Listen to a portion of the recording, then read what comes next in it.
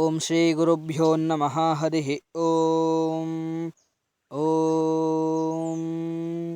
बृहदिन्द्राय गायतमरुतो वृत्रहन्तमं येन ज्योतिरजनयन्नृतावृधो देवं देवाय जागृवे अपाधमदभिषस्तिरशस्तिहातेन्द्रो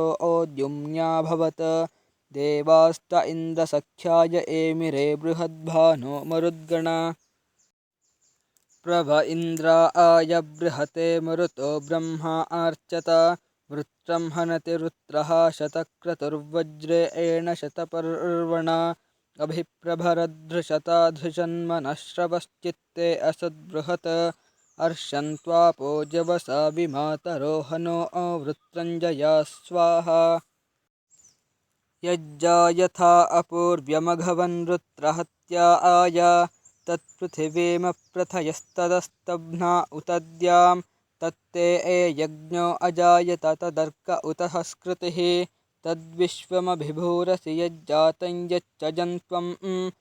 आमासु पक्वमैरय आसूर्यं रोहयो दिवि घर्मन्न सामन्तपतासु रुक्तिभिर्जुष्टङ्गिर्वणसे बृहत् ओम शान्तिः शान्तिः शान्तिः हरिः ओम।